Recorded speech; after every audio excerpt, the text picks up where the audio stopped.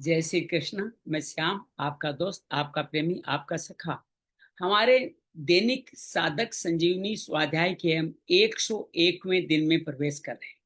100 बोलते हुए खुशी भी हो रही है, थोड़ी अहम अहंकार भी आ रहा है कि हम यहाँ तक पहुंच गए। इस अहंकार को भगवान को समर्पित करते हैं। आपकी कृपा से ही सब कुछ हो पाया है।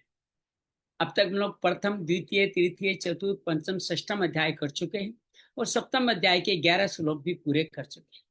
आज के 12, 13, 14 श्लोकों में प्रवेश करने से पहले आइए पहले भगवान के चरणों में मन आत्मा को लगाते हैं। आंखें धीरे से बंद कर लें। धीरे से ध्यान अपने मूलाधार पे ले जाए। एक एक चक्र में एक एक मंत्र का संधान करते हुए भगवत चरणों में लीन होते हैं। नमो भगवते वासुदेवाय। नमो भगवते वासुदेवाय। नमो भगवते वासुदेवाय। नमो भगवते वासुदेवाय। नमो भगवते वासुदेवाय। नमो भगवते वासुदेवाय। नमो भगवते वासुदेवाय। वसुदेव सुतं देवं कंस चाणूरमर्दनं देवकी परमानंदम कृष्ण वंदे जगद्गुरुं। श्री कृष्ण वंदे जगद्गुरुं। या देवी सर्वभूतेषु श्रीमद्भगवद्गीता रूपेण संस्थिता नमस्तस्यै नमस्तस्यै नमस्तस्यै नमो नमः। या देवी सर्वभूतेषु साधक संजीवनी रूपेण संस्थिता नमस्तस्यै नमस्तस्यै नमस्तस्यै नमो नमः। गुरुर्ब्रह्मा गुरुर्विष्णु गुरुर्देवो महेश्वरा गुरु साक्षात् परम ब्रह्म तस्मै श्री गुरुवे नमः। गजाननं भूतगणाधिसेवितं कपितजम्बूफलचारुभक्षणं उमासुतं शोकविनाशकारकं नमामि विघ्नेश्वराय पादपङ्कजं।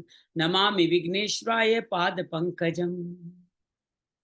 त्वमेव माता च पिता त्वमेव त्वमेव बन्धु च सखा त्वमेव त्वमेव विद्या द्रविणं त्वमेव त्वमेव सर्वं मम देव देव त्वमेव सर्वं मम देव देव। शांति शांति शांति। आज अमावस्या है और ये ऐसे बहुत कम जीवन में क्रम आते हैं जब पूर्णिमा और अमावस्या को लगातार दो ग्रहण हो। अर्थात पहले शशि अर्थात चंद्र ग्रहण था, आज सूर्य ग्रहण है। हालांकि भारत में नहीं दिखाई देगा, लेकिन सूर्य ग्रहण का प्रभाव पड़ने चल गया है। आपने देखा यूरोप के कई देशों में एआई पे आधारित अपनी योग्यता से ज्यादा जब आप टेक्नोलॉजी पर आधारित हो जाते हो तो साइबर अटैक होते हैं और पूरा उनका एयर सिस्टम करोड़ों अरबों के नुकसान से ध्वस्त हो गया। उधर आज के कंस कहूँ, आज के रावण कहूँ, आज के हिटलर कहूँ, या हमारे सशक्त करने वाले साधन कहूँ, ट्रंप जी ने भारतीय जितने प्रतिभाशाली लोग हैं उनकी भी शुल्क लगा दिया है। लेकिन ये दोनों ही काम कल्याणकारी है, इससे मान के चलिएगा। भगवान हमारे पे प्रेम करते हैं, तब हमें कहते हैं टेक्नोलॉजी की तरह नहीं, अपने मैनुअल अपने अंदर पहुंचो, अपने अंदर उतरो। तो ये भगवान बताना चाहते हैं। और ट्रंप जी अगर ऐसा कर लगाएंगे तो प्रतिभा जो वहां जा रही थी अब नहीं जाएगी, भारत में रहेगी। अनेक देशों का विकास होगा, अमेरिका का पतन होगा, हमारा पराभव होगा। तो हमें ट्रंप जी का आभार व्यक्त करना चाहिए कि वो ऐसा कार्य कर रहे हैं जिससे हम सब लोग और ज्यादा प्रगति पे जा पाएंगे। कुछ समय कठिनाई में बीतेगा कुछ लोगों का, तो विश्वास कीजिएगा अंतोगत्वा एक कल्याणकारी होगा। ये ओपनिंग स्टेटमेंट के साथ आइए हम आज का कार्य प्रारंभ करें। अब तक हम लोगों ने 6 अध्याय शुरू किए हैं। प्रथम अध्याय अर्जुन विषाद। अर्जुन विषाद में आता है मोह के कारण अपना कर्तव्य कर्म छोड़ करके पीछे बैठ जाता है। द्वितीय अध्याय सांख्य योग में अर्जुन भगवान का शिष्य बनकर उनसे प्रार्थना करता है कि मेरे लिए उचित मार्ग बताइए। भगवान 2 मार्ग बताते हैं, सांख्य योग और कर्म योग। कहते हैं तुम इसमें चल करके मुक्त हो जाओ, समाधि में स्थित हो जाओ। और तुम, अर्जुन कहता है कैसा समाधि में स्थित होने वाला व्यक्ति को कैसे पहचानो? कि कामनाओं से मुक्त, दुखों से उद्विग्न नहीं होता, वीत राग भरे, क्रोध मुक्त, सुखों में स्पृहा नहीं होती, मननशील बुद्धि, जो इंद्रियों को अंतर्मुखी कर लेता है वही स्थिर बुद्धि वाला कहता है। और कहे कौन ऐसा नहीं होता जो इंद्रियों में आसक्त होकर के कामनाओं में उलझता है, कामनाओं से क्रोध, क्रोध से मूढ़ता, मूढ़ता चितना, चितना से विवेकहीनता, और फिर वो इंद्रियों के वश में होता हुआ राग द्वेष में घुस जाता है। तुम उससे आगे बढ़ो, मुक्त हो जाओ, समुद्र की भांति स्थापित होते हैं, मेरे में स्थापित हो जाओ। तो भगवान यहाँ पे दूसरा अध्याय संपूर्ण करते हैं। तीसरे अध्याय में अर्जुन पूछता है दोनों में से श्रेष्ठ मार्ग कौन से। भगवान कौन से मार्ग, ज्ञान योग कर्म योग, दो मार्ग जो बता दिए। भगवान कहते हैं ज्ञान योग ले ज्ञान योग, कर्म योग ले कर्म योग बताया है, दोनों ही कल्याणकारी है। कोई भी व्यक्ति कर्म करे बिना मुक्ति नहीं पा सकता, कर्म के त्याग से किसी को मुक्ति नहीं मिली, पर त्रिगुणों के अधीन होने का हर वक्त हमें कर्म करना ही पड़ता है। और जो मिथ्याचारी होते हैं वो मन से कर्म करते हैं, नित्य कर्म करो, गुरु कर्म करो, यज्ञ कर्म करो, सेवा कर्म करो, तो अनामय फल को पाकर के मुक्त हो जाओगे। मैंने तुम्हारी सृष्टि ब्रह्मा के द्वारा इन सेवा कार्यों के लिए की है। तुम सेवा कार्य करो, तुम्हें और साधन मिलेंगे, तुम उन्नत होकर दूसरों को उन्नत करो और तुम मुझको पा जाओ, मुक्ति को पा जाओगे। और ऐसा नहीं करोगे तुम पापी, चोर, अघायु कहलाओगे। भगवान कहते हैं अन्न से तुम्हारी सृष्टि, अन्न से अन्न, जल से जल, वर्षा से वर्षा, इसी यज्ञ से होता है, उसी में मैं स्थित हूँ। तुम भी यज्ञ करते मेरे इसी चक्कर को चलाते रहो, मुझको पा जाओगे। अगर तुम ऐसा नहीं करोगे तो तुम नीचे गिर जाओगे, तुम्हारा जीना व्यर्थ हो जाएगा। जो मुक्त हो जाते हैं उनको कोई कार्य करना जरूरी नहीं होता, वो जैसा आचरण करते हैं वैसा ही प्रमाण करते हैं। जनक आदि सिद्धों की यहाँ पे तुलना की गई, जो लोक संग्रह कार्य करते थे। भगवान अपना उदाहरण देते हैं, मुझे भी कुछ करना बाकी नहीं है, फिर भी मैं जन कल्याण के लिए सावधान कार्य करता हूँ ताकि वो वर्ण संकर न बने। भगवान कहते हैं जो इस तरह मेरे जैसा सेवा कार्य करते हैं वो उनकी बुद्धि में कोई भेद नहीं होता। अज्ञानियों के कर्म से संकीर्ण ज्ञानी कहलाते हैं, उन लोगों को भी वो उत्साहित करते हैं, प्रोत्साहित करते हैं और उनको अपने साथ चलने की प्रेरणा करते हैं। उनकी इंद्रियों की तरफ भागते हैं, इसलिए वो ज्ञान योगी नहीं बन पाते। ज्ञान योगी गुणा गुणेषु वर्तन्ते जानते हुए ज्ञान योग में बढ़ते हैं और दूसरों को उत्साहित करते हैं, उनको विचलित नहीं करते, उनको भी इस कार्य में बढ़ाते हैं। भगवान कहते हैं मेरा मत है कि आप मेरे पर समर्पित होकर विवेक के द्वारा निराशी, निरंतर, निसंताप होकर के दोष दृष्टि न रखते हुए श्रद्धा सहित मेरा भजन करो। तुम इस मेरे मत को कहोगे तो तुम आगे बढ़ जाओगे, ऐसा नहीं करोगे तुम नष्ट हो जाओगे। भगवान कहते हैं इंद्रियों के अर्थ में व्यवस्थित हो जाते हैं, वो मेरे पंथ से गिर जाते हैं। अपने सेवा कार्य शूद्र में मरना भी कल्याणकारी है और भोगों में जीना भी भयावह है। भगवान अर्जुन कहता है ऐसा क्यों होता है, कामना के कारण। कामना क्रोध से, रजोगुण से होती है, फिर ये दोनों मिलकर के आपके विज्ञान को ढक लेते हैं और आपके महापापी, महाभेरी बन जाते हैं। क्योंकि शरीर से इंद्रियां सशक्त है, इंद्रिया से मन, मन से बुद्धि सशक्त है। बुद्धि जब कामना बसती है तो आपका महापापी, महाभेरी बन जाते हैं, इसको मार डालो। चतुर्थ अध्याय में भगवान कर्म योग का इतिहास बताते हैं। सृष्टि के आरंभ से मैंने सूर्य उनके पुत्रों द्वारा संचालित किया और बाद में धीरे धीरे ये जनक आदि ने अपनाया, लेकिन फिर धीरे लुप्त हो गया, परंपरा खत्म हो गई। तुम मेरे शिष्य हो, इसलिए तुम्हें मैं दोबारा ये रहस्य की बात बता रहा हूँ। अर्जुन कह रहा आप तो अभी क्यों, आपने सूर्य कब कहा? तो भगवान कहते हैं कि तेरे मेरे कई जन्म हो चुके हैं, मुझे याद है, तुझे याद नहीं। मैं अजन्मा, अवयव, अविनाशी, अपनी प्रकृति को अपने अधीन करके योग माया के माध्यम से जब धर्म की हानि होती है, अधर्म का विकास होता है और जब भक्तों का नुकसान होता है, अधर्मियों का प्रताप बढ़ जाता है, तब मैं अपने आप को प्रकट करता हूँ, अवतार लेता हूँ। मेरे जन्म कर्म दिव्य है, जो जान लेता है वो भी दिव्य हो जाता है, जन्म कर्म से मुक्त हो जाता है। वीत, राग, भय से, क्रोध से मुक्त, मुझ पे आश्रित होकर के मुझे ही बसता रहता है। और जो मुझे नहीं बसते वो देवताओं को बच के सिद्धि कर्म फल पाते हैं और सिद्धियों में फंसे हुए इस जन्म में उस जन्म में ऐसे ही घूमते रहते हैं। भगवान कहते हैं चतुर्वर्ण्य मयाम सृष्टम, मैंने रचे हैं लेकिन मैं करता नहीं, मैं इसमें फल में नहीं बनता। और ये बात सब मुमुक्षु जानते हैं, तुम भी जानो, इसको पहचान लो। कर्म क्या है, अकर्म क्या है, विकर्म क्या है, ये जानने वाले कभी भी मोहित नहीं होते और जो नहीं जानते वो मोहित होते हैं, वो पंडित नहीं कहलाते। जो भी कार्य करो अकर्ता भाव से, बिना फल की आसक्ति से कर्म करो तो वो अकर्म कहलाता है। कर्म में अकर्म को देखे, अकर्म को कर्म में देखे और निश्चित कर्म विकर्म कभी न करे, ये तुम्हारे लिए कल्याणकारी नहीं है। तो इस तरह से जो कर्म फल के संग को त्याग देते हैं, मुझ पे आश्रित हो जाते ज्ञान अग्नि में, वो उनको कोई कार्य करना प्रारंभ नहीं है, वो मुक्त हो जाते हैं। वो कलमशों से मुक्त होते हैं, संतुष्ट रहते, द्वंद से अतीत, ईर्ष्या से मुक्त रहते हैं, सिद्धि सिद्धि में संभाव रहते, कभी नहीं बनते। वो ज्ञान में स्थित रहते हैं और मुक्त रह करके यज्ञ आदि कर्म करते हैं, मुझ में ही अपने कर्मों को विलीन कर देते हैं। कौन से यज्ञ? 12 यज्ञ, ब्रह्म यज्ञ, देव यज्ञ, इंद्रियों का हवन, विषयों का हवन, सभी इंद्रियों को नियमित करते कुंभक लगाते हुए समाधि के द्वारा आत्म संयम योगाग्नि में अपने आप को प्रकाशित करते हैं। द्रव्य यज्ञ, तप यज्ञ, योग यज्ञ, स्वाध्याय यज्ञ और ज्ञान यज्ञ की तीक्ष्ण व्रत करते हुए प्राण अपान को सम करके स्तंभवर्ती के द्वारा नियत आहार करते हुए मुझ में स्थित हो जाते हैं। ऐसे बहुत सारे वेदों में यज्ञ लिखे हुए हैं। सकाम को छोड़ के सारे यज्ञ कल्याणकारी है, लेकिन इनसे भी ज्यादा ज्ञान यज्ञ कल्याणकारी है। तुम अगर ज्ञान यज्ञ ही करना चाहते हो तो अपने मोह से मुक्त होने के लिए तत्वदर्शी ज्ञानी को ढूंढो, उनके पास उनको श्रद्धा से उनको नमन करते हुए, सेवा करते हुए उनको प्रार्थना पर सवाल पूछो और बदले में अपने समाधान पाकर के मोह संबंधी इस कलमश से मुक्त होकर के तुम मुझको प्राप्त हो जाओगे। लेकिन भगवान कहते हैं जो निष्काम कर्मयोगी है वो जल्दी इससे तर्क के शांति को प्राप्त होता है। भगवान कहते हैं श्रद्धा वालों को ये मिलता है। इंद्रियां जिनकी संयतेंद्रिय होती है, जो तत्वपरायण होते हैं उन्हीं को ये मिलता है। अश्रद्धा वाले, संशय रखने वाले, जो विवेकहीन होते हैं, उनका न यहाँ सुख है न परलोक में उनको आराम मिलने वाला है।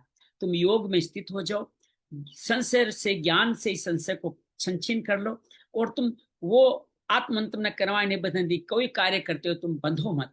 और तुम इस तरह से ज्ञान रूपी तलवार से ज्ञान रूपी संशय पापी को काट डालो और तुम उठो, खड़े हो, युद्ध को। पंचम अध्याय कर्म संन्यास योग में अर्जुन फिर पूछता है सन्यासी श्रेष्ठ, संन्यास योग श्रेष्ठ है, कर्म योग श्रेष्ठ है?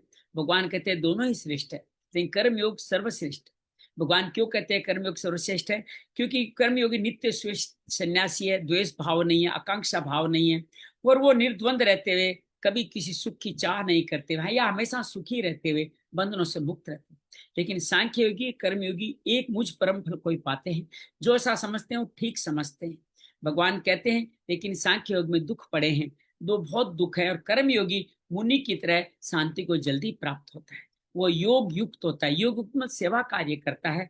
विशुद्ध आत्मा मन वचन से पवित्र हो जाती है, आत्मा को जीत लेता है, इंद्रियों को जीत लेता है, सर्वभूतों में मुझको देखते हुआ कभी लिप्त नहीं होता। हालांकि ज्ञान योगी भी उठते बैठते खाते बैठते समस्त कर्मेंद्रियों और ज्ञानेंद्रियों के साथ संयुक्त नहीं होता, शरीर को अलग समझते हुए वो भी मुझको पाता है। लेकिन भगवान कहते हैं कि जो कर्म योग करते हैं उनको कोई फल साथ नहीं होता, इसलिए उनके पाप भी उनको नहीं स्पर्श करते। जैसे कमल के पत्ते को पानी नहीं स्पर्श करता, वो काया मन बुद्धि को मुझ में लगा करके सेवा कार्य करते हुए अपने आप को शुद्ध कर लेते हैं। वो कर्म फल से युक्त नहीं होते, जो इसलिए उनको नैष्ठिकीम शांति मिलती है। वो कर्म फल को त्यागते हैं और काम कारण अयुक्त का कोई अयुक्त कार्य नहीं करते, फल की शक्ति में नहीं बंधते। वो कहते हैं नौ द्वारे देह में समस्त इंद्रियों को नियंत्रण में रखते हुए वो कर्तव्य कर्म करते हैं, लोक कल्याण के कर्म करते हैं। कर्म फल का संयोग उनके स्वभाव में आता ही नहीं। मैं किसी के पाप पुण्य में भागीदार नहीं हूँ। अज्ञान ही उनको उस तरफ धकेलता है, पापों की तरफ, भोगों की तरफ, जानवर जंतु जीवन की तरफ। वो ज्ञान के द्वारा मुझको पाते हैं, अपने अज्ञान को नाश करते हैं, प्रकाशमान होकर मेरे प्राण हो जाते हैं, निष्ठा मुझ में स्थित करते हैं और अपने ज्ञान के द्वारा समस्त क्लेशों को काटते हुए अपुनरावृत्ति को प्राप्त होते हैं। ऐसे लोग विद्या विनय संपन्न ब्राह्मण, चांडाल, कुत्ते, गाय में समभाव रखते हैं और ब्रह्म में स्थित रहते हुए उनको प्रिय अप्रिय, प्राप्य अप्राप्य नहीं रहता। स्थिर बुद्धि के द्वारा वो सेवा कार्य करते हुए सात्विक सुख पाते हैं, मुझको समर्पण करके सब में मुझको देखते हुए अक्षर सुख पाते हैं। और जो भोगों में रिक्त होते हैं, दुख योनियों में ही घूमते रहते हैं, वो कभी भी मुझ में रमण नहीं करते। भगवान कहते हैं शरीर के को अपना मानते हुए शरीर की मुक्ति के लिए कार्य करने वाले काम क्रोध के वेग में बंध के कभी सुखी नहीं होते। जो काम क्रोध के वेग में नहीं फंसते, सेवा कार्य करते, अंतरात्मा में सुखी होते, अंतर में ज्योति प्रभावित होते, ब्रह्म निर्वाण को प्राप्त होकर ब्रह्मभूत को प्राप्त होते, ब्रह्म निर्वाण को प्राप्त हो जाते हैं तो उनके कल्मश सारे क्षीण हो जाते हैं, द्वंद्व मुक्त हो जाते हैं। सब भूतों के कल्याण में रहते हुए वो काम क्रोध से वियुक्त रखते हुए चेतना के साथ में ब्रह्म निर्वाण को जान लेते हैं। भगवान कहते हैं बाहर से अंदर की तरफ ध्यान योग के बारे में आते हैं, लाते हुए नासिका के भ्रुकुटी पे ध्यान रखते हुए अपने अर्धनमूलित आंखों से आप अपने श्वासों को देखते देखते जल्दी ही आप इंद्रियों को अंतर्मुखी करके मेरे प्राण हो जाते हो, अर्थात मन बुद्धि चित्त अहंकार शांत होके मेरे प्राण हो जाते हो। ऐसे लोग मेरे भक्त होते हैं, वो मेरे में ही असीम शांति को पाते हैं। भगवान कहते हैं छठा अध्याय आत्म संयोग, जिसको योगारूढ़ होना भी कहा गया। भगवान कहते हैं कि जो किसी कर्म फल पे आश्रित नहीं होता, जिसको कोई कार्य करना बाकी नहीं होता, वो ही योगी है। किसी कार्य का त्याग करने से, अग्नि का त्याग करने से कोई सन्यासी नहीं कहलाता। भगवान ये कहते हैं कि सन्यासी वो है जो सब संकल्पों का त्याग कर देता है, वो ही योगी है। आरुरुक्षे मुनेर योगी कर्म कारणम उच्यते, अर्थात वो योगी कह जाएगा जो योग में रिष्टित है, जिसके अंदर असीम शांति को प्राप्त होता है और मुझको भगवान पा जाते हैं। भगवान कहते हैं जिनकी इंद्रियां और कर्म फल में नहीं होता, इंद्रियों में आसक्त नहीं होता, कर्म फल में आसक्त नहीं होता, वो सन्यास सदा ही सन्यासी होते, मुझ पे ही आश्रित थे। संकल्प शक्ति के त्याग के भगवान अनेक उपाय बताते हैं। भगवान कहते हैं अपने द्वारा वो अपना उद्धार करता है। जब सेवा कार्य करते किसी और के लिए नहीं करते। कभी मन में भाव मत लाना कि मैं सेवा कार्य किसी और का कल्याण कर रहा हूं। वो तो आपका माध्यम बना है आपका कल्याण करने के लिए। भाव बड़ा सुंदर है गुरुदेव जी, वो आपका माध्यम बना है कल्याण करने के लिए। तो आप अपना उद्धार कर रहे हैं, आप अपना उद्धार कर रहे हैं, अपना पतन न करें। सेवा कार्य नहीं करेंगे तो आपका पतन हो जाएगा, आप अपने शत्रु हो जाएंगे। नहीं तो आप मित्र बन के कार्य करें तो आप अपने आप को जीत लें। अपने आप को जीतने का मतलब है इस आत्मा को परमात्मा बना देना। किसी कक्षा में पास होते हैं तो आपको क्या मिलता है? एक नया सर्टिफिकेट मिलता है, नया पद मिलता है, नई नौकरी मिलती है। यहाँ पे नया योग्य क्या मिलेगा? परमात्मा, परम पद मिल जाएगा। इसको जीतना कहते हैं। तो आप अपने बंधु हैं तो जीत लेंगे, और अपने शत्रु हैं तो अनात्मा की तरह अपने शत्रु की तरह बर्ताव करेंगे और अपने आप को नहीं जीत पाएंगे। भगवान कहते हैं जिसने अपने आप पे विजय प्राप्त कर लिया। अब जीतने वाले के गुण बताते हैं वो कैसा होता है। सुख दुख हानि लाभ अनुकूल परिस्थिति में समभाव रखते हुए मुझको प्राप्त हो जाता है। इतना ही नहीं, वो जीतात्मा, ज्ञान तरफ से अतात्मा, निर्विकार व्यक्ति, इंद्रियों को जीतने वाला, योग युक्त योगी, लोहा सोना माटी ढेले पत्थर में भी समभाव रहता है। इतना ही नहीं, वो सुहन अर्थात प्रेमी, मित्र, मध्यस्थ, द्वेष रखने वाले, संबंधियों में, पापाचारियों में, साधुओं में भी समबुद्धि वाला व्यक्ति विशेष रूप से श्रेष्ठ है। ये उसके लक्षण बताया कि जो योग करता है वो कैसा बनता है। तो भगवान इस तरह से लक्षणों की बातें करते हैं और भगवान कहते हैं कि आप अप्रिय ग्रह अर्थात यम नियम का पालन करो, भोग बुद्धि से संग्रह न करें, इच्छा रहित अंतःकरण शरीर को वश में रखने वाला योगी एकांत में होकर के मन को निरंतर परमात्मा में ही लगाए। कैसे लगाए परमात्मा में, कैसा आसन लगाए? तो भगवान कहते हैं शुद्ध करके भूमि पे, न ऊंचा न नीचा।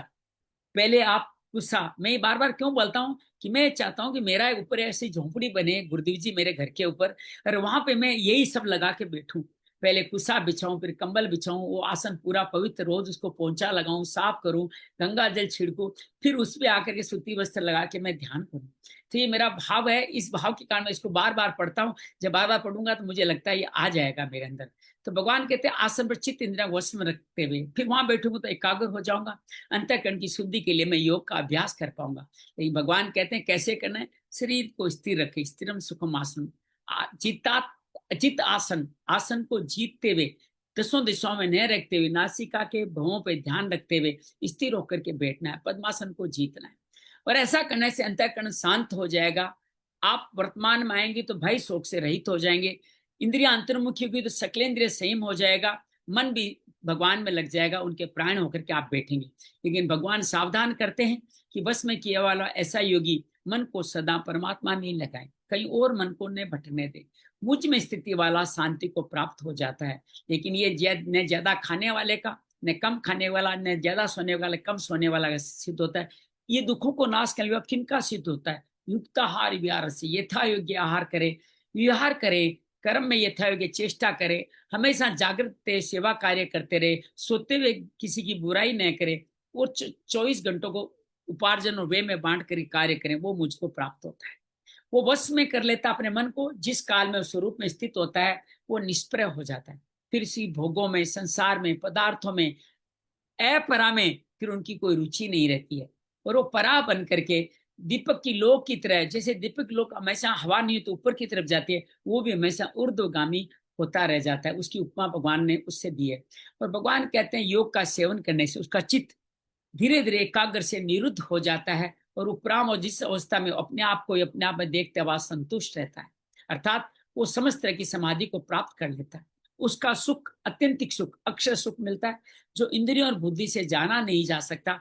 क्योंकि इंद्रिया मन बुद्धि तो पीछे रह गए, अब आप चित्त से भी आगे बढ़ गए हो। तब अत्यंत सुख पाते हो। उस अवस्था में जो अनुभव करता है वो फिर कभी विचलित नहीं होता, अर्थात वो भगवान में ही लीन हो जाता है, उसका बुरा दोबारा जन्म मरण नहीं होता। या इस अवस्था में उसको अत्यधिक लाभ, कोई बड़े से बड़ा लाभ भी, कोई बड़े से बड़ा लाभ भी उसको विचलित नहीं करता, बड़े से बड़े हानि भी उसको विचलित नहीं करती। भगवान बार बार कहते हैं दुखों के संयोग का वियोग हो जाता है, और वो ध्यान योग का अभ्यास अनिर्विण चेतसा, ये दोनों मंत्र याद रखिए, दुख संयोग वियोग अनिर्विण चेतसा, एक परिणाम है एक प्रकृति है, एक एक करने का तरीका है, कैसे करे, बिना उकताए मन से प्राप्त क्या होगा, दुखों के संयोग का वियोग मिलेगा, दुख का संयोग कभी जीवन में होगा नहीं, ये आप उसके माध्यम से अच्छी तरह पा जाने वाले हैं।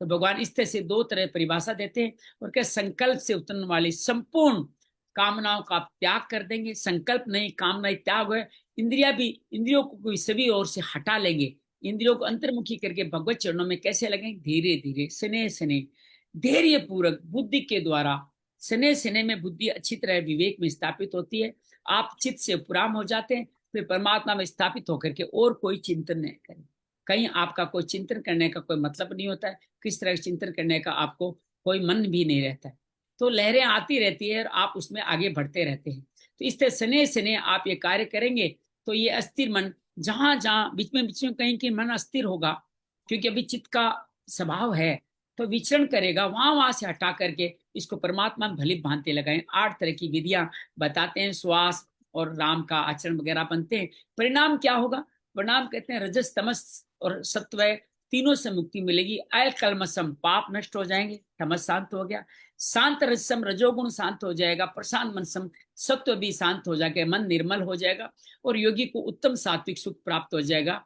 इस प्रकार अपने आप को सदा परमात्मा में लगाता हुआ योगी क्या करेगा, सुख पूर्वक ब्रह्म प्राप्ति का अत्यंत सुख अनुभव प्राप्त कर लेता है। सब जगह अपने आप को ही, अपने स्वरूप को देखता है। अपना स्वरूप क्या है, ईश्वर का स्वरूप है। आप देख क्या रहे हो, परमात्मा को देख रहे हो ना, परमात्मा में ध्यान लगाते समाधि लग जाएगी तो परमात्मा सम आदि परमात्मा का स्वरूप हो जाओगे। तो ऐसे अंतःकरण वाला योगी संपूर्ण प्राणियों में मुझे ही देखता है, संपूर्ण प्राणियों को अपने स्वरूप में देखता है। और ऐसे लोगों को मिलता क्या है, जो सब में और मुझको देखता है, मैं उसके लिए कभी अदृश्य नहीं होता, वो मेरे लिए कभी अदृश्य नहीं होते। जिस बछड़ों का उदाहरण भगवान ने दिया, मैं उनमें ही समाहित हो जाता हूँ।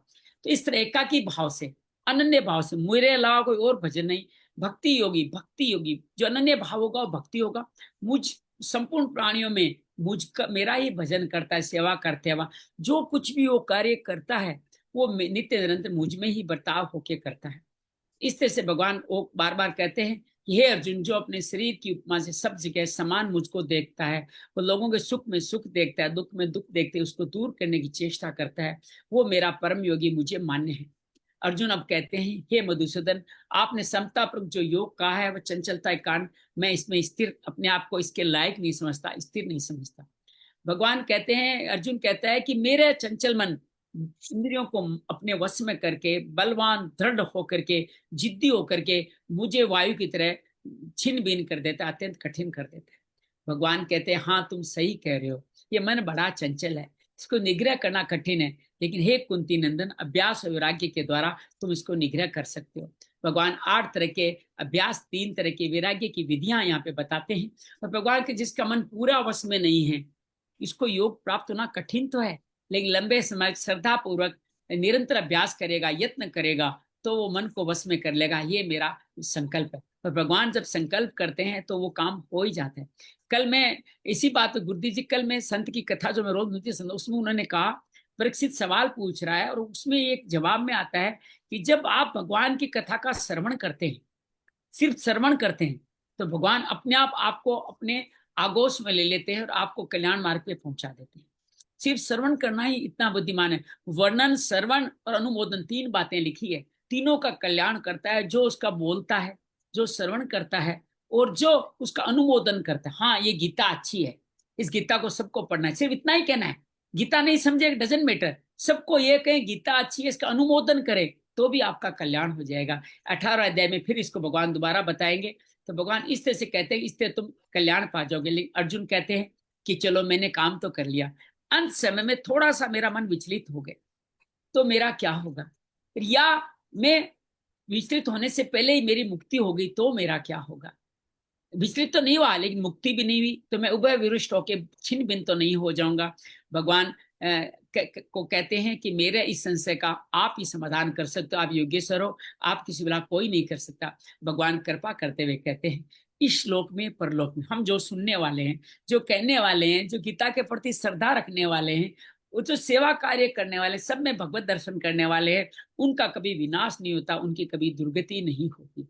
भगवान कहते हैं दो तरह की उनकी मुक्ति, बाद में तीन तरह की मुक्ति बताएंगे कि योग भ्रष्ट हो गया, अंत समय में भोगों में चला गया, विचलित हो गया, ऐसा व्यक्ति क्या होगा, वो स्वर्ग आदि में उनकी एक परीक्षा होगी। जब आप पहला एग्जाम फेल कर जाते हैं तो एक और सप्लीमेंट्री मिलता है ना, तो सप्लीमेंट्री स्वर्ग में विघ्न के रूप में मिलेगा। वहां आपको देखा जाएगा कि आपकी भोग में रुचि है कि नहीं है। भोग में अगर रुचि नहीं है तो आपको श्री मानव के घर में जन्म देगा, अच्छा अच्छे माता पिता मिलेंगे, जहाँ थोड़े दिन तक आप सुखपूर्ण जीवन व्यतीत करोगे, फिर जीवन में थोड़ा सा भगवान दुख भेजेंगे और अपनी तरफ खींच लेंगे, और जो पूर्व का जो आपका भाव है वो आपको दुर्लभ तरह जन्म आपको मिलने वाला है। इस तरह भगवान कहते हैं इसके अलावा कुछ ऐसे योगी होते हो जो विचलित तो नहीं होते लेकिन मुक्ति भी नहीं पाते, उन लोगियों को योगियों के कुल में जन्म देता हूं, उनको स्वर्ग आदि की परीक्षा नहीं देनी पड़ती, अर्थात एक जन्म कम लेना पड़ता है, और वो इस तरह से दुर्लभ तरह जन्म पाते हैं। ये दोनों करते क्या है जन्म लेकर के, जो वहां पर उनको जो योगी होते हैं उनको मनुष्य जन्म की, पहले मनुष्य जन्म की संपत्ति अनायास ही प्राप्त हो जाती है, कोई गुरु के रूप में, कोई मंत्र के रूप में, किसी व्यक्ति के रूप में, किसी मूर्ति के, किसी तीर्थ के रूप में, वो सिद्धि के साधन की सिद्धि में दोबारा प्रयास करते हैं और फिर अंतिम जन्म प्राप्त करके मुझको पा जाते हैं। पूर्व देही पुरानी कोई स्मृति उनको नहीं रहती। और दूसरे लोग जो श्रीमानों के घर में जन्म लेते हैं, थोड़े दिन भोगों के वश में रहते हैं कि वहां बहुत साधन संपत्ति है, जैसे बुद्ध की और अपने महावीर की बात है, राजाओं के घर में जन्म लिए, या राम की बात करें वो भी राजाओं के घर में जन्म लिए, मनुष्य जन्म अभ्यास के कारण वो तुरंत ही पूरा अभ्यास उनको याद आता है, या परमात्मा उसको खींच लेते हैं और सकाम कर्मों का अतिक्रमण कर जाता है। जिज्ञासु भी कर सकता है, तो इसका बात ही क्या, ये तो एक जन्म और आगे है, वो भी कर जाता है। तो भगवान इस तरह से उनकी महिमा योग की बताते हुए बार बार कहते हैं कि योगी जो प्रयत्न यत्न करता है उसके सब पाप नष्ट हो जाते हैं, अनेक जन्म से सिद्ध हुआ हुआ योगी परम गति को प्राप्त कर जाता है। और ऐसे योगियों को भगवान कहते हैं कि सकाम भाव वाले तपस्वियों से श्रेष्ठ है। वो सिर्फ ज्ञान को ग्रहण करके अपने पे अप्लाई नहीं करते, उन ज्ञानियों से भी श्रेष्ठ है।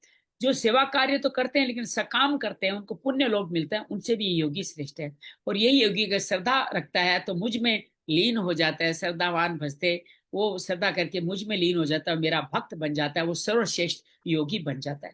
तो यहाँ पे छठा अध्याय संपूर्ण होता है, और मैं निशु से निवेदन करूंगा कि आप 7वां अध्याय के पहले 6 श्लोक आप पढ़े, 7वें अध्याय के पहले 6 श्लोक आप पढ़े। जय श्री कृष्ण। जी जी। ओम श्री परमात्मने नमः। श्रीमद्भगवद् गीता अथ सप्तमोऽध्यायः। श्री भगवानुवाच मय्यासक्तमनः पार्थ योगं युञ्जन्मदाश्रयः असंशयं समग्रं मां यथा ज्ञायसि तृच्छृणु ज्ञानन्तेऽहं सविज्ञानम् इदं वक्ष्याम्यशेषतः यज्ज्ञात्वा नेह भूयोऽन्यत् ज्ञातव्यमवशिष्यते।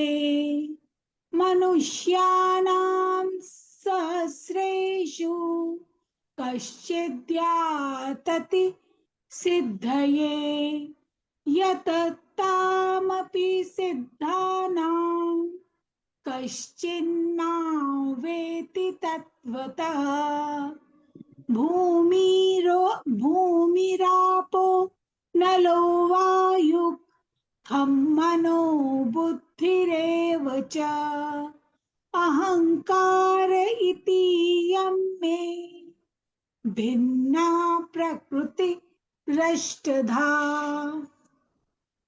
अपरेयमित सत्त्वन्यां प्रकृतिं विद्धि मे परां जीवभूतां महाबाहो यद् ययेदन् धार्यते जगत् इतद्योनि भूतानि सर्वाणि इत्युपधारय अहं कृत्स्नस्य जगतः प्रभवः प्रलयस्तथा। तो भगवान इस आत्म संयम योग की भक्त की सर्वश्रेष्ठ भक्त बताते हुए, भक्त को ही सर्वश्रेष्ठ योगी बताते हुए प्रारंभ करते हैं कि वो जो मुझ में आसक्त हो जाएगा, मुझ में आश्रित हो जाएगा, तो उसके जीवन से सभी संशय को, मुझको जान जाएगा, वो सभी संशय को मुक्त करता हुआ असंशय मुझको जानेगा। कैसे जानेगा, उसको तुम अब मुझसे सुनो। तो भगवान कहते हैं शरणागत हो जाएगा, शरणागत होकर के मुझ पे आश्रित, मेरा अवलंबन, मेरा सहारा लेकर के, मेरे अधीन होकर के, प्रपत्ति में मुझे याद करता हुआ मेरे में समर्पित हो जाएगा। वो ज्ञान विज्ञान से मैं तुम्हें कहूंगा, वो किससे ये समर्पित होगा? वो ज्ञान विज्ञान योग के द्वारा मैं संपूर्णता कहूंगा, जिसको जानने के बाद तुम्हें कुछ और जानना, पाना, समझना शेष नहीं रहेगा। तब भगवान ज्ञान विज्ञान की बात करते हैं, कहते हैं हजारों मनुष्यों में से कोई एक सिद्धि के लिए यत्न करता है, और वो जो यत्न करने वाले लोग हैं, उन हजारों मुक्त पुरुषों में कोई एक ही मुझको यथार्थ रूप से जानता है। अब भगवान को जानना क्या इतना मुश्किल है? हमारे कर्म फलों के कारण हम नहीं जान पाते। तो भगवान इसके बारे में और स्पष्ट रूप से अगले में कहते हैं कि मेरे को कैसे जानो। तो अपनी पहचान बताते हैं, भूमि, जल, अग्नि, वायु, आकाश, ये पंच महाभूत समझ में आ गया। मन, बुद्धि, अहंकार, ये सूक्ष्म शरीर, स्थूल और सूक्ष्म, इसी में ही कारण शरीर निहित है। जो परा है एक्चुअली, अपरा यही प्रकृति है जो जड़ है। ये मन बुद्धि चित्त, मन बुद्धि अहंकार भी जड़ है। ये भी तब काम करते हैं जब परा जुड़ती है। परा का मतलब प्राण, जीव, शरीरी, देही, जिसको प्राण शक्ति कहते हैं, वो जब जुड़ती है तो ये अपरा काम करती है। इन दोनों को तुम समझो, ये मेरी प्रकृति है और ये मेरे जीव रूप से मेरी परा प्रकृति को जानो, जिसके द्वारा जगत धारण किया जाता है। अब अपरा बना तो दी गई। जैसे कोई व्यक्ति, हम लोग एक ऑटोलिंग में एक विशेष प्रक्रिया करते हैं एडवांस कोर्स में गुरुदेव जी, जिसमें हमें कहता है कि आप जिसको चाहते हो आंख बंद करके माटी से उनका आप पूरा शरीर बना दो, जिस भी शरीर को आप चाहते हो। शरीर से मुक्ति का उपाय है। जिस शरीर में मोह है, जिस अंग में मोह है, वो अंग बड़ा बड़ा बना दो, वगैरह वगैरह कर दो। फिर भगवान कहते हैं तुम समझ लो तुम्हारे भगवान की शक्ति आ गई है, तुम उसमें एक फूंक मारो और इसमें प्राण आ गए। मतलब जो गुड्डा बनाया उसमें प्राण आ गए। उस प्राण को अब आप उसको अपने साथ बैठ के जो करना है कर लो, और फिर धीरे धीरे मुक्त हो जाओ। ये एक प्रक्रिया बताई जाती है। तो भगवान यही यहाँ कहते हैं कि जो जड़ रूपी गुड्डा बनाया है, उसमें फूंक जो श्वास है वो परा में ही डालता हूं, तभी ये अपरा काम करने लायक होता है। नहीं तो अपरा भी कोई काम नहीं। तो परा के माध्यम से अपरा रूपी जगत को मैं धारण करता हूँ। जगत परा अपरा से मिलके बनता है, जड़ चेतन से मिलके बनता है। ये अपरा जड़ है, परा चेतन है। समझ में आई बात? जड़ अपने आप कुछ नहीं करता, चेतन ही सब कुछ करता है। चेतन ही जड़ का मालिक है, उस कारण से वो कार्य करता है। तो ये अपरा पुरुष का वर्णन भगवान बताते हैं, और आगे चल के इसमें चतुर्विश प्रकृति की बात भी विस्तार से भगवान करने वाले हैं। इस तरह से भगवान कहते हैं कि ये सब कार्य करोगे तो परा अपरा को जान दो, सब में मैं ही स्थित हूँ। और आगे और इसी का और विस्तार भगवान और विस्तार करते हुए अगले श्लोक में ही कहते हैं कि संपूर्ण प्राणियों में उत्पन्न होने, सब प्राणी उत्पन्न होते हैं, उसमें अपरा परा दोनों का संयोग है। कोई व्यक्ति खाली शरीर से प्राण चले जाए तो घर में नहीं रखते ना, अपरा है खाली वो। परा कब है? जब श्वास है, प्राण है, इनके संयोग से। ऐसा तुम समझो, इस संपूर्ण जगत का प्रभाव और प्रलय, संपूर्ण जगत को पैदा करने वाला मैं ही हूं, ये परा मैं हूं, और प्रलय भी मैं ही हूं, और प्रकृति भी मेरे अधीन है।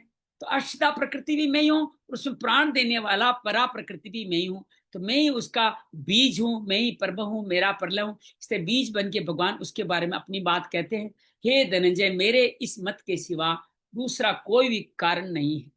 जैसे सूत के धागे में मणियां पिरोई, मणियां मतलब हम सब, हम मणियां भी सूत की बनी हुई है। सूत का धागा भगवान है, सूत का धागा आपका परा है, और मणिया अर्थात हम अपरा है। ऐसे संपूर्ण जगत मेरे में ही ओत प्रोत है, सब मेरे में ही बिछोया हुआ है, सब मेरे में ही पाया हुआ है। हे कुंती नंदन, मैं जलों में, भगवान कहते, अच्छा हमने 6 श्लोक पढ़े थे, हम लोग आगे का एक बार पाठन कर लेते हैं ताकि अच्छा रहेगा। तो 7वां और 8वां श्लोक गुरुदीप आप पढ़ें, 7वां और 8वां श्लोक पढ़ें। जी प्रभु जी। जय श्री कृष्ण।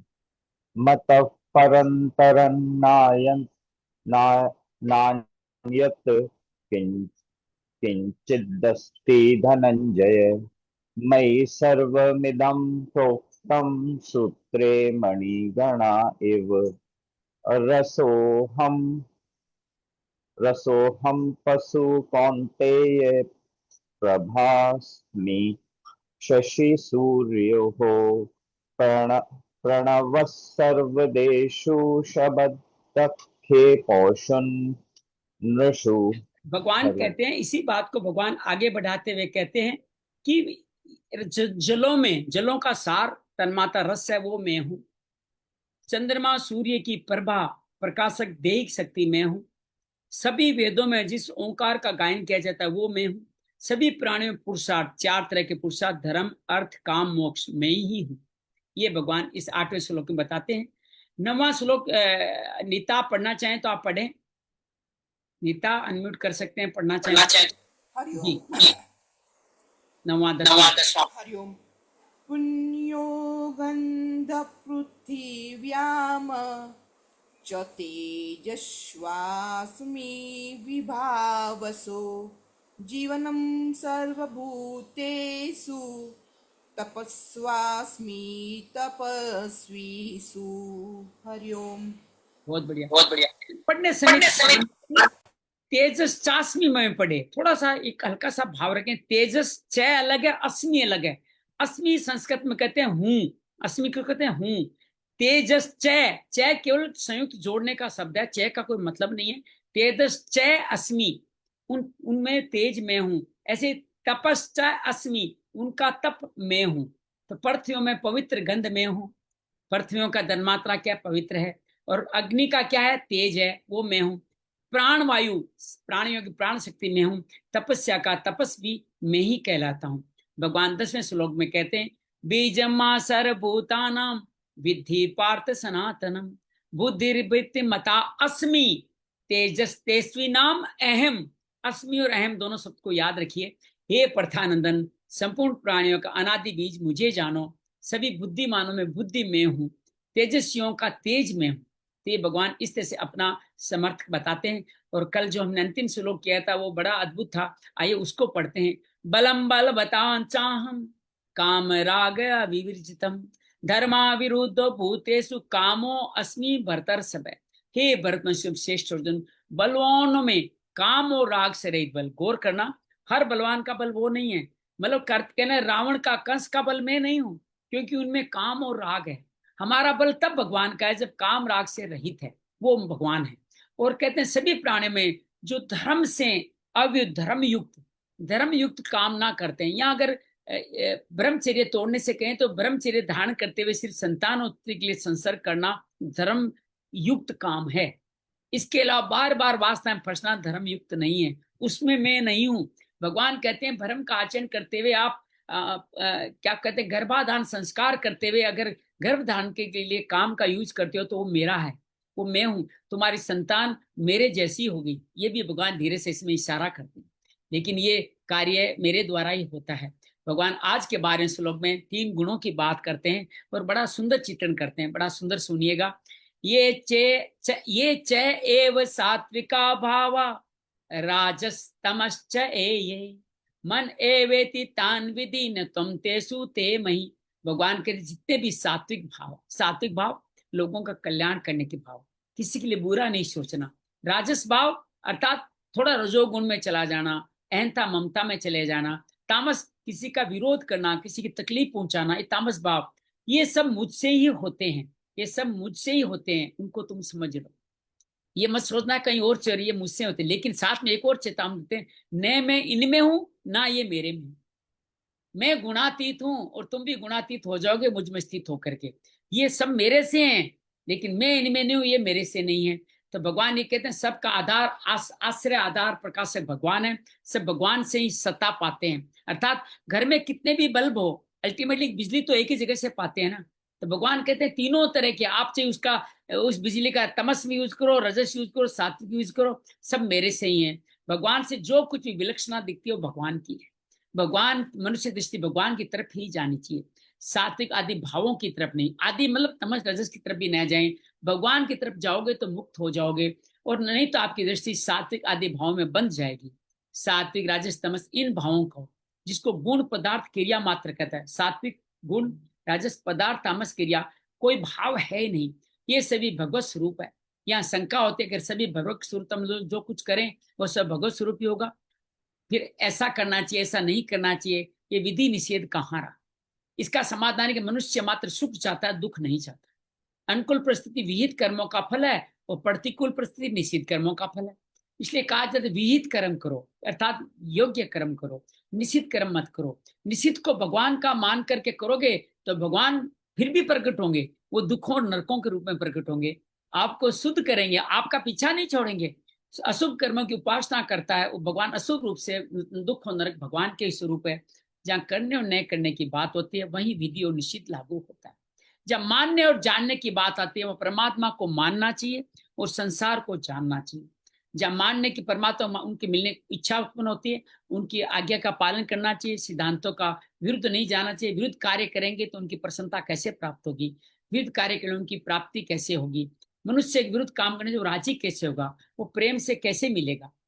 समझ रहे हैं बात को? अरे भगवान यहाँ किससे क्या बात करने की बात करें, मेरे मैं कब मिलूंगा? सभी में जब भगवत दर्शन करोगे उसके अनुकूल कार्य करना ही भगवान के साथ कार्य करना है, उनके प्रतिकूल कार्य करना भगवान के विरुद्ध कार्य करना है।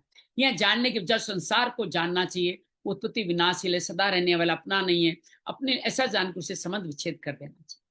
उसमें कामना ममता आसक्ति नहीं रहनी चाहिए, उसका महत्व हटा देना चाहिए, और समय से महत्व देंगे तो हमें वास्तविक वस्तु सत्य की प्राप्ति नहीं होगी।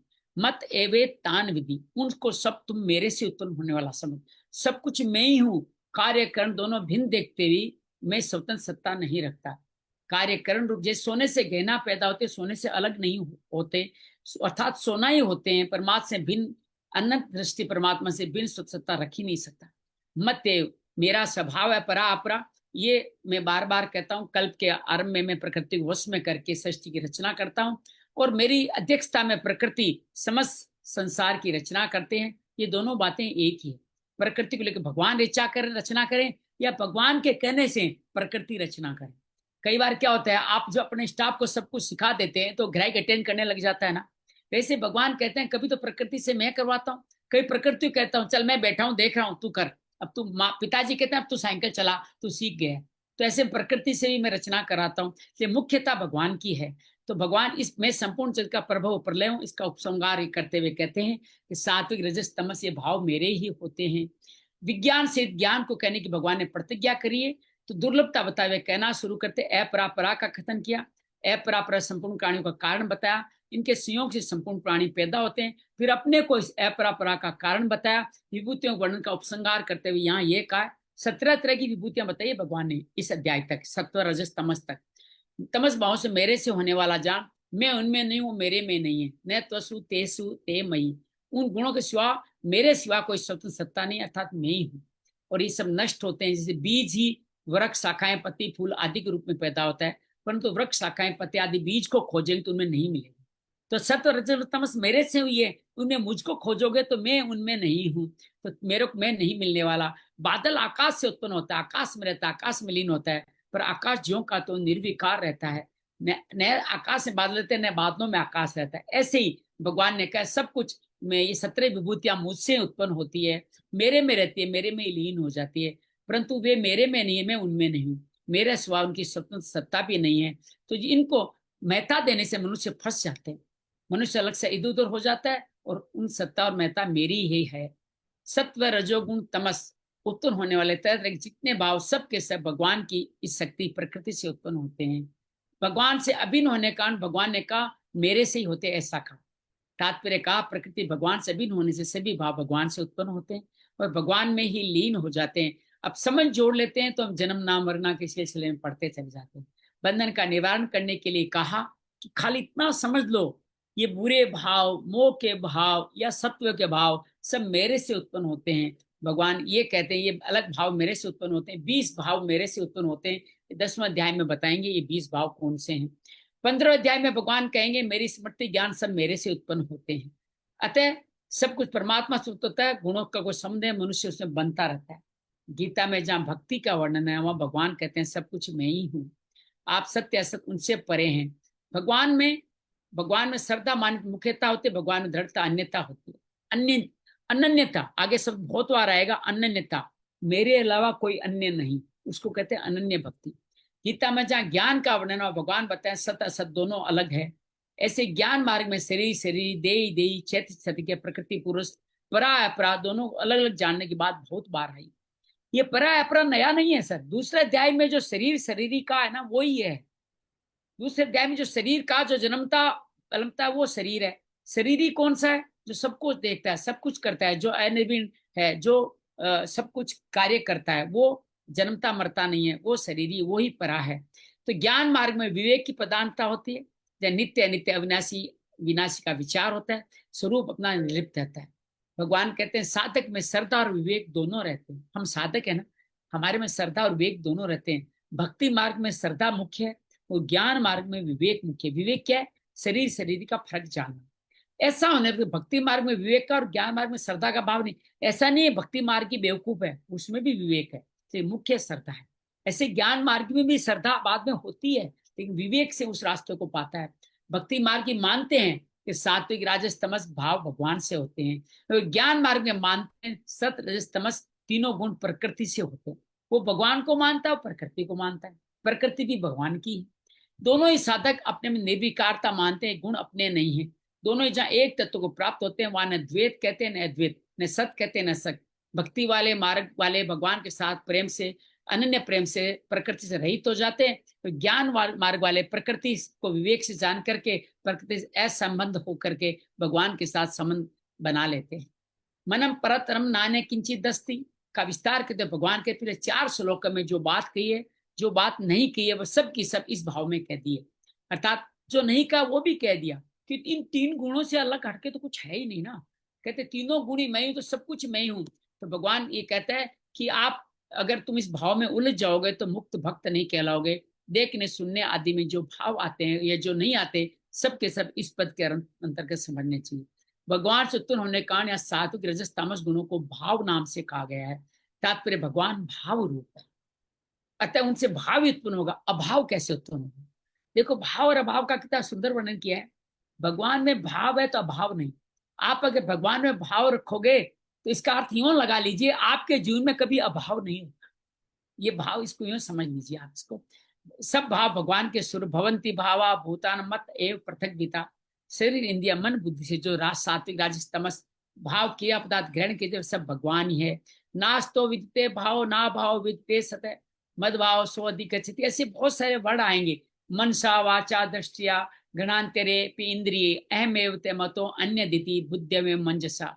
मन से वाणी से दृष्टि से इंद्रियों से जो कुछ भी ग्रहण किया जाता है सब मैं ही हूं, मेरे द्वारा कुछ नहीं। सिद्धांत शीघ्र समझ लें, स्वीकार कर ले, अनुभव कर ले। मन की स्पूर्णा चाहे अच्छी हो बुरी भगवान ही है। बुरी है तो तामस रूप का भगवान है, अच्छी है तो सत्व रूप का भगवान है। समझ में आगे बात? संसार में अच्छा बुरा शुद्ध अशुद्ध शत्रु मित्र दुष्ट सज्जन पापात्मा पुण्यात्मा जो भी देखने सुनने कहने सोचने समझने आदि में आता है सब केवल भगवान ही है। मतलब गब्बर सिंह भी भगवान है, वो आपका कल्याण करने के लिए आया, ये मान के चलिएगा। भगवान के सिवा कहीं कुछ भी नहीं है। अपना कुछ स्वार्थ रखे, लेने की इच्छा रखें, सभी राजस तमस तीनों में ये 3 भेद होते हैं। अपना कुछ स्वार्थ नहीं रखें, दूसरों की दृष्टि रखें तो भगवान के ही स्वरूप है। इनको अपने लिए मानना, इनसे सुख लेना पतन का कारण।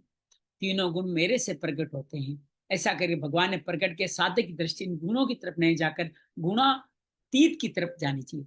अरे जिसने जो दिया उसकी तरफ, उनकी तरफ क्यों जाएं हम? जैसे पिताजी ने हमें साधन दिए तो हमारी दृष्टि साधनों की तरफ रहनी चाहिए, पिताजी की तरफ कृतज्ञ होने पर रहनी चाहिए। तो ये साधन भगवान ने दिए, हमारे भगवान की तरफ दृष्टि रहनी चाहिए। तो गुणातीत की दृष्टि रहनी चाहिए। मेरे साथ समझ जोड़ना चाहिए। जो मेहता देख मुझ समझ जोड़ेगा मेरे को प्राप्त नहीं होकर के, जो इसको समझ जोड़ लेगा इन तीनों गुणों से, वो जन्म मरण के सिलसिलों में पता चल जाएगा। भगवान 13वें अध्याय में कहेंगे कारणम गुण संगो से सद्योजी जन्म सु। ये तीनों कारण ही बार बार जन्म लेने का कारण है, अर्थात सत्व रजस तमस। मत एव पदों का प्रयोग करके भगवान के मेरे से होते हैं। गुणों में क्यों फंसते हो? जो गुणों में फंसते हो भजन नहीं कर सकते। भगवान की प्राप्ति गुणों से नहीं होती, गुणों से संबंध विच्छेद से होती है। भगवान सगुण साकार, वास्तव में भगवान निर्गुण ही है। क्योंकि जब भगवान कहते गुण मेरे में नहीं तो सगुण कहाँ है? वो तो निर्गुण हो गए ना। इशारे से धीरे से बताते हैं सत्य रजस तमोगुण से युक्त नहीं है, इसलिए वो सगुण नहीं है। प्रयुक्त ऐश्वर्य माधुर्य सौंदर्य औदार्य आदि गुणों से युक्त है, इसलिए सगुण साकार भगवान की भक्ति को भी निर्गुण बताए। सत्व आदि गुणों से रहित वो निर्गुण है। सगुण क्यों है? ऐश्वर्य शक्ति, माधुर्य, सौंदर्य शक्ति हमने आगे बताई थी। जैसे मनिष्ठम निगुण्या समतम, सब कुछ भगवान से, तो सात्विक रमस तामस भाव त्याज्य क्यों है? जब भगवान के है तो त्याग के क्यों है? जैसे भगवान की जमीन में जल सब जगह रहता है, प्राप्ति स्थान कुआं है, ऐसे भगवान सब जगह प्राप्ति स्थान यज्ञ कर्तव्य कर्म है। परंतु राजसिक सामसिक भाव भगवान के प्राप्ति स्थान नहीं है। इनके द्वारा भगवान की प्राप्ति, हर जगह जल है, सब जगह पानी थोड़ी पी लोगे। जहाँ कुआं खोदा गया है, जहाँ नदी है, जहाँ बावड़ी है, वहीं से तो पानी पी पाओगे। साधक के काम के नहीं है। इसलिए भगवान ने कहे भाव मेरे से होने पर भी इनमें और मेरे में नहीं है।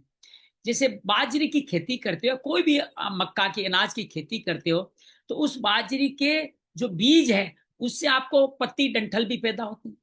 तो बत्ती डंठल में आप अनाज थोड़ी देखते हो, आप किस में अनाज तो अलग है। तो भगवान यही कहते हैं कि खेती की जल खाद से आप पुष्ट भी करते हो ताकि आपको बढ़िया अनाज प्राप्त हो। साधक अलग से भगवान का होना चाहिए, संसार का। ये जो बीज डंठल है वो संसार है, जो पत्ते डंठल है वो संसार है।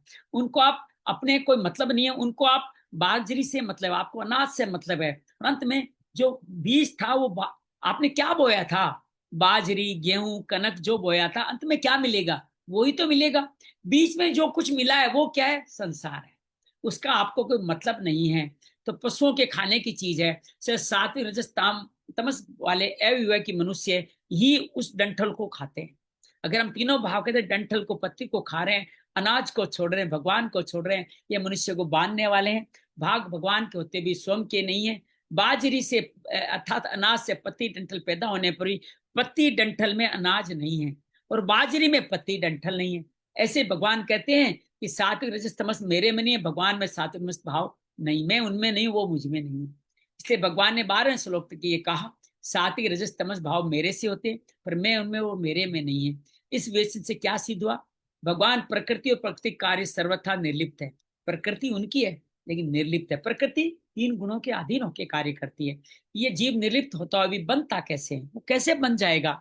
भगवान इस श्लोक में बताएंगे। भगवान के शरण होने वाले को शरण न होने वाले का वर्णन करते हैं।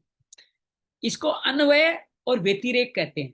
जो भगवान का स्मरण करता है वो विधि अन्वय है, जो भगवान का स्मरण न करता है तो अन्वय। जैसे आपको बताया जाए कि ये कल्याणकारी है, ये अन्वय विधि है, और आपको बताया जाए ये एक कल्याणकारी है, तो वो व्यतिरेक विधि है। ये शास्त्रों की भाषा, धीरे धीरे मैं समझाऊं और हो सकता है सहजता से आपको भी समझा पाऊं। ए भी तिर्भिर्गुणैर् मेर्योर भी सर्वमिदं जगत मोहितम न अभिजानाति मां व्यय परम अवयम। ए भी मतलब इन, त्रिभी मतलब तीनों, गुणमय, तीनों गुण रूप भावों से मोहित होके संपूर्ण जगत इन गुणों से अतीत अविनाशी मुझे नहीं जानता। हम क्यों नहीं भगवान को जानते? इन 3 गुणों में ही सब कुछ ढूंढते रहते हैं। तो तिरपुर गणे मेर वे भी परम अयम, इन तीनों की गुणों की वृत्तियां उत्पन्न और लीन होती रहती है। इनसे आप तादात्म्य कर लेते हो तो आपको अपने आप को कभी सात्विक मानते हो, कभी राजसिक मानते हो, कभी तामसिक मानते हो, अर्थात उनको अपने में आरोपित कर लेते हो, मैं सात्विक हूँ, राजस हूँ, तामस हूँ। इस तरह से आप मोहित हो जाते हो और आप भूल जाते हो मैं परमात्मा का अंश हूँ। परमात्मा नहीं देख करके उत्पन्न और नष्ट होने वाली इन सात्विक रजस क्रियाओं के अंदर मोहित हो जाते हो। मेरा परमात्मा नित्य संबंध ये समझ नहीं पाते। यहाँ जगत शब्द जीवात्मा का वाचक है। निरंतर संबंध होने के कारण जीव जगत कहा जाता है। अपना जन्मना, शरीर के मरने में अपना मरना, शरीर के बीमार में अपना बीमार होना, शरीर के स्वस्थ अपना स्वस्थ होना मान लेता है, इसी से जगत कहा जाता है। शरीर के साथ अपने जब तक संबंध मानेगा तब तक उसके लिए जगत रहेगा और जन्मता मरता ही रहेगा, कभी भी स्थायी नहीं होगा। गुणों की भगवान के सिवा अलग सत्ता मानने से प्राणी मोहित होते, भगवत स्वरूप माने तो मोहित नहीं होते। 3 गुणों का कार्य जो शरीर है, उस शरीर को चाहे अपना मान ले चाहे अपने को शरीर मान ले, दोनों ही मान्यताओं से मोह पैदा होता है।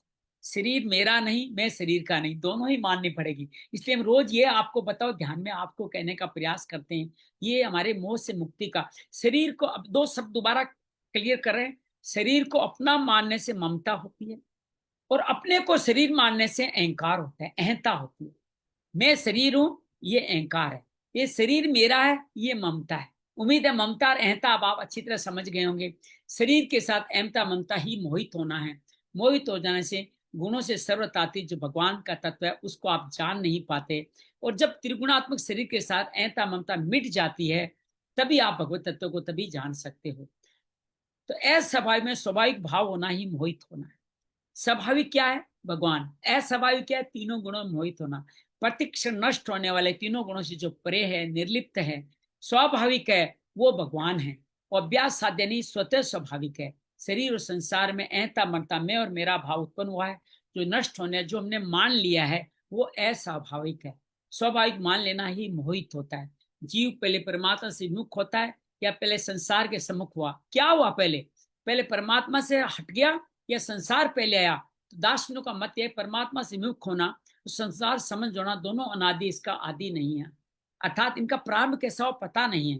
पहले पीछे की बात कही जा सकती है, परंतु मनुष्य अपनी मिली स्वतंत्रता का दुरुपयोग न करें, भगवान में लगाना शुरू करें, तो संसार से ऊपर उठ जाता है, जन्म मरण मिट जाता है। ये सिद्ध होता है मनुष्य प्रभु की दी स्वतंत्रता का दुरुपयोग करके ही बंधन में पड़ता है। स्वतंत्रता का दुरुपयोग करके नष्ट होने पदार्थ उजल जाने से परमात्मा तत्व को नहीं जानते।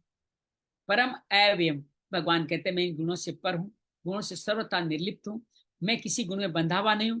तो भगवान है कि जो मनुष्य भगवान को नहीं देखकर सात्विक राशि तमस भावों को देखता है, भोग करता है, सुख लेता है, मोहित हो जाता है, वो भगवान की गुणमयी माया से बंध जाता है, बार बार जन्मता मरता है। अर्थात एक और आप इशारा क्या करें, भगवान धीरे से चुपके से बता रहे हैं कि सत्व भी बंधन है, सात्विक कर्म भी बंधन है, ये भी भगवान बता रहे हैं, ध्यान रखिएगा। तात्विक क्या है? तात्पर्य सात्विक रजस तमस अनित्य है, भगवान नित्य है। जो अनित्य का भोग करते हैं, अनित्य का त्याग, वो बन जाते हैं। अनित्य का त्याग करने वाले भगवान का आश्रय लेते हैं, मुक्त हो जाते हैं। तो भगवान इस तरह से बार बार इस परा अपरा प्रकृति की गुणों के माध्यम से चर्चा करते हैं कि दूसरी सत्ता को मान लिया आपने भगवान के सिवा, महत्व दिया, समझ जोड़ा, तो स्वतंत्र सत्ता भगवान जो आप दूसरी सत्ता को मानते पराधीन हो जाओगे। वैसे स्वभाव से स्वाभाविक स्वतंत्र हो, तो अवास्तविक सत्ता को मानना ही आपकी प्रतंत्रता है। भगवान इस तरह से बार बार ये कहते हैं, अहम से लेकर पृथ्वी तक सब अपरापर करती है।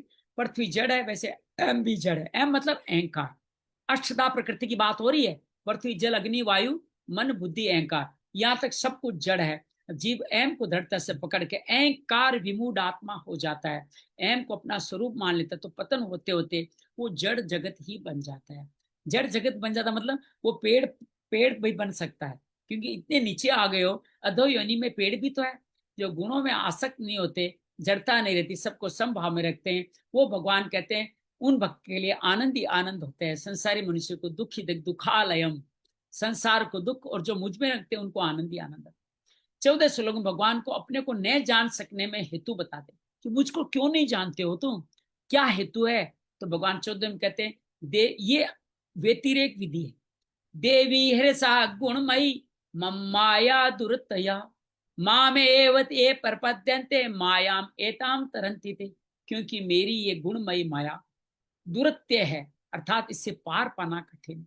भगवान खुद कहते हैं कि मेरी माया से पार पाना कठिन है, जो केवल मेरे शरण होते हैं वो इस माया को तर जाते हैं।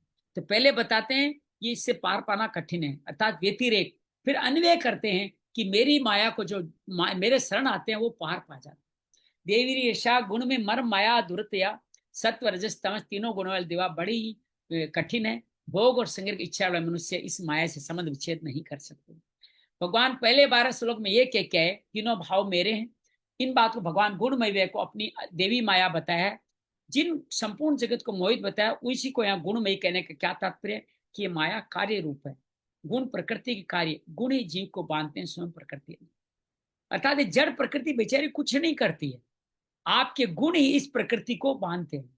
अर्थात ये जड़ प्रकृति को चेतन बनाने का कार्य गुण करते हैं। दुरत्य कहने का तात्पर्य मनुष्य अपने आप को कभी दुखी, कभी सुखी, कभी समझदार, कभी बेसमझ, कभी निर्बल, कभी बलवान मान करके इन भावों में तल्लीन रहता है। इस तरह आने जाने वाले भाव में भी वो ममता कामना करे बंध जाता है। कई बार कहते हैं डिप्रेशन, मैं डिप्रेशन में हूँ, मैं डिप्रेशन में हूँ, मैं अवसाद में हूँ, ये कह के आप उसमें बंध जाते हैं और उनको रहित अनुभव नहीं कर सकता। यही माया का दुरत्य अपना है। जब गुण में माया तभी दुरत्य होती है, तब भगवान के सिवा गुणों की सत्ता सत्ता और महत्ता मान लें, भगवान के सिवा गुणों की अलग सत्ता और ममता नहीं मानेगा तो गुणमयी माया से तर जाएगा, अर्थात भगवान ही सब कुछ है। माँ में ये प्रपद्यन्ते माया मेताम तरन्ति ते, मनुष्य जो केवल मेरे शरण होते हैं वो इस माया को तर जाते, क्योंकि उनकी दृष्टि केवल मेरी तरफ रहती है, तीनों गुणों की तरफ नहीं रहती। जैसा कि पहले वर्णन किया है, सत्व रजस तमस तीनों गुण ने मेरे में नहीं, मैं तो निर्लिप्त होकर सभी कार्य करता हूँ। तो इनसे निर्लिप्त होने का तरीका क्या है? उसकी शरण में जाए ना जो इसे निर्लिप्त है, तो आप अपने आप निर्लिप्त हो जाओगे। आपको कोई रोग से मुक्ति पानी है तो आप किसके पास जाते हो? जो उस रोग से मुक्त है। डॉक्टर हो सकता है, कोई ज्ञानी हो सकता है, कोई योगी हो सकता है, गुरु हो सकता है। इसी तरह इन तीनों से गुणों से मुक्त होना है तो भगवान जो मुक्त है उनके पास जाना होगा। जो मेरे स्वरूप को जानते हैं, गुणों में नहीं फंसते, इस माया से तर जाते हैं। गुणों का कार्य मन बुद्धि का सहारा नहीं लेते। क्यों नहीं लेते? क्योंकि वो इस बात को जानते हैं, प्रकृति का कार्य मन बुद्धि तो प्रकृति है। आप मन से चित्र नहीं कर सकते, बुद्धि भी तो प्रकृति है, अहंकार भी तो प्रकृति है। तो इनसे आप भगवान का भजन नहीं कर सकते। मन बुद्धि, इसलिए भगवान कहते हैं मन शांत हो जाएगा तभी मैं प्रकट होऊंगा। मन बुद्धि तो प्रलय की तरफ ही ले जा रहे हैं, सारा लेना प्रतनता है। मामेव कहने का तात्पर्य वे मेरी ही शरण लेते हैं। मामेव आगे अनन्य भावी कहेगा, मेरे अलावा दूसरा नहीं। एक तत्व अभ्यास भी इसी को कहते हैं। मेरे सदृश सत्ता है नहीं। जो साधक मेरे शरण तो हो जाते हैं परंतु केवल मेरे ही शरण नहीं होते, इसलिए भगवान कहते हैं माँ में केवल मेरी शरण। भगवान का भी लेते हो, साथ में देवताओं को बसते हो, पितरों को बसते हो, पता नहीं किसी को बसते रहते हो, तो ये मामेव नहीं कहा जाएगा। माया की शरण नहीं लें, अर्थात रुपये पैसे चीज वस्तु आदि सब रहें, लेकिन उनका आधार नहीं माने, इनका आश्रय नहीं लें, इनका भरोसा नहीं करें, इनको महत्व नहीं दे। इनका उपयोग करने का हमें अधिकार है, इन पर कब्जा करने का अधिकार नहीं। देखा, बड़ी सुंदर बात है। धन जो मिला है उनका उपयोग करें, उन पे कब्जा नहीं करें। मेरा ही है, दूसरे को दूंगा ही नहीं। इन पे कब्जा कर लेना, इन पे आश्रित हो जाना है। कल हमने आश्रय की शब्द कही थी, अब आश्रित की शब्द कह रहे हैं। भगवान पे आश्रय हो, इन साधनों पे आश्रित नहीं होना। आश्रित होने में से हो जाओगे तो अलग होना कठिन होगा। यही दुर्त्य अपना है। इससे छूटने का उपाय माँ में भी ये प्रपंचते थे, शरीर इंद्रिया सामग्री को अपनी और अपने लिए नहीं मानकर भगवान के और भगवान के लिए माने, और भगवान के भजन में आज्ञा पालन में लगा दें। उनकी आज्ञा क्या है? सबका कल्याण करो, सेवा कार्य करो। ऐसा अर्पण कर दी तो मुक्त हो जाएंगे। भूल से अपनापन कर लिया और वो शरण हट गई तो समर्पण का फल हमारा कैसे हो सकता है? सब सामग्री तो भगवान की सेवा के लिए भगवान की मिली। भगवान की सेवा, जिसकी सेवा करते हैं उसे भगवान देखें, और लगा देना ही ईमानदारी है। और इस ईमानदारी से भगवान बड़े प्रसन्न होते हैं कि मैंने आपको, देखो, आपने अपने पुत्र को 50 रुपए दिए कि सामान खरीद के लिया, पुत्र सही से सामान खरीद के लाके बच्चे में चवन्नी भी वापस देता है तो आप खुश होते हो ना कि बच्चा बड़ा ईमानदार है। और उस बेटा क्या करता है, 50 में से 30 रुपए खर्च करता है, खर्चे को बढ़ा बढ़ा के बड़ा बता देता है, कहता है चवन्नी बची। लेकिन इतने बेवकूफ पिता है क्या? पिता भी तो पुत्र हैं, उनको पता है कहाँ गड़बड़ी करी है। तो भगवान को भी पता है कि आपको जो मैंने साधन दिए थे उन साधनों को आपने अपने उपभोग में ले लिया, कल्याण में नहीं लगाया।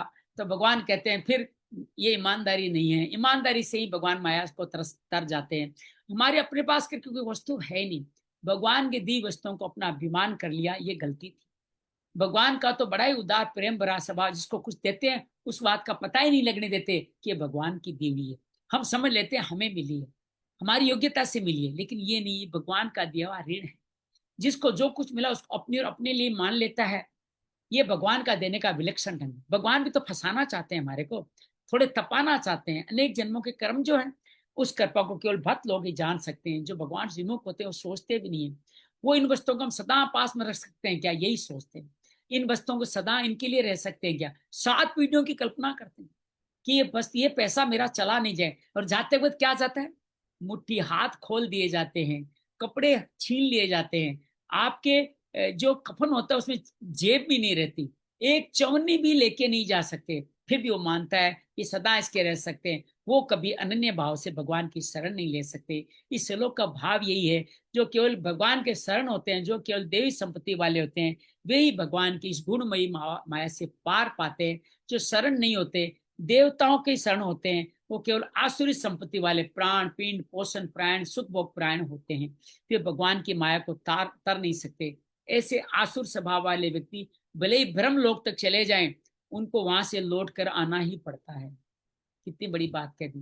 परिशिष्ट का भाव यही है, जब मनुष्य संसार से मुक्त होकर भगवान की शरणागति स्वीकार करता है तब माया को तर जाता है, उसके अहम का नाश हो जाता है। भगवान की शरणागति स्वीकार करने तात्पर्य है भगवान की सत्ता में अपनी सत्ता मिला। भगवान की सत्ता क्या? हर एक प्राणी भगवान की सत्ता है, उसमें आप भगवान को देखने लग जाएं, भगवत दर्शन करने लग जाएं, तो आप मुक्त हो जाएंगे। अपनी स्वतंत्र सत्ता न माने, माया की स्वतंत्र सत्ता माने, न अहम का आश्रय ले न माया का आश्रय ले, इसमें कोई परिश्रम उद्योग नहीं करना। मनुष्य माया को सत्ता मनुष्य ने दी है। मनस्ष्टानी इंद्रियाणी प्रकृति स्थानी कर्षति, प्रकृति आपकी मन इंद्रियों को अपनी तरफ खींचती है। माया को सत्ता नहीं देंगे तो भगवान की शरण में रहेंगे, और भगवान माया को तर जाएंगे, उनके लिए माया की सत्ता नहीं रहती। जीव जड़ता का आश्रय लेने से अपने लिए अपना मान जड़ता में चला जा, जगत बन जाता है। भगवान का आश्रय लेने से चिन्मयता भक्त बन जाता है। भक्त होने पर जगत लुप्त हो जाता है, जगत जगत रूप में नहीं रहता परंतु भगवत स्वरूप हो जाता है। हर एक में भगवान देखते हो, जगत कहाँ रहा है, जो कि वास्तव में ऐसा ही है। मामेव से भगवान का तात्पर्य जीव मेरा ही अंश है, ममे वांसो जीव लोके, अतः मेरे शरण होने से माया को तर जाता है। मेरे शरण लेने भक्तों का मेरे स्वान्य से संबंध नहीं होता, होना संभव ही नहीं होता। उन दृष्टि मेरे स्वान्य कोई होता ही नहीं है, और उनकी भगवत बुद्धि हो जाती है, भगवत स्वरूप हो जाती है। और इस जिनमें विवेक की प्रधानता है, ऐसे भक्त एम का आश्रय छोड़ के संसार का त्याग करके भगवान का आश्रय, परंतु जिनमें विवेक की प्रधानता नहीं है परंतु समर्पण श्रद्धा विश्वास की प्रधानता है, वो सीधे सरल भक्त भी भगवान के आश्रित हो जाते हैं। भक्तों के अहम का नाश कौन करेगा? भगवान स्वयं करेंगे। अब जब आपकी सेवा से, आपकी एक्टिंग से जो खुश हो जाएंगे ना, तो भगवान आपको अहंकार को हर लेंगे, आपको अपने में लीन जाएंगे। तो भगवान ने ये बताया मेरी शरण में लेने वाले सभी माया में तर जाते हैं। अब अगले कल से भगवान बताएंगे सब के सब प्राणी मेरी शरण में क्यों नहीं आते हैं, इसका कारण भी बताएंगे। लेकिन आज का हम यही संपूर्ण करते हैं। निशु से अनुरोध करते हैं कि 12, 13, 12वें अध्याय का आप पाठ करें, और उसका फिर आप भावार्थ भी हमारे सामने रखें। एक नीता पढ़े, एक गुरुति पढ़े, तीनों एक एक का भावार्थ भी बताएं। निशु बता रही है 12वें जी। ये चैव सात्विका भावा राजसास्तामसाश्च ये मत एव तितान् विद्धि न त्वहं तेषु ते मयि। इसमें भगवान कह रहे हैं कि जो जो ये सात्विक भाव, राजसिक भाव और तामसिक भाव है, ये सब मैं ही इन सब भावों का कारण हूँ, मेरे ही कारण ये हो रहे हैं, पर मैं इनमें नहीं हूँ और ये मुझ में भी नहीं है। इसको थोड़ा पढ़ना पड़ेगा सर और ध्यान से। बिल्कुल यही कहा है कि सब मुझसे हैं लेकिन मैं इनमें नहीं हूँ, ये उनमें नहीं है। बीज से अनाज पैदा हुआ है, साथ में डंठल भी पैदा हुए हैं। मैं उनमें नहीं, वो मेरे में नहीं है। ये आकाश में सब जगह, मैं आकाश नहीं हूँ, आकाश मेरे में नहीं है। बहुत गुरुदेव जी अगला श्लोक पढ़े आप।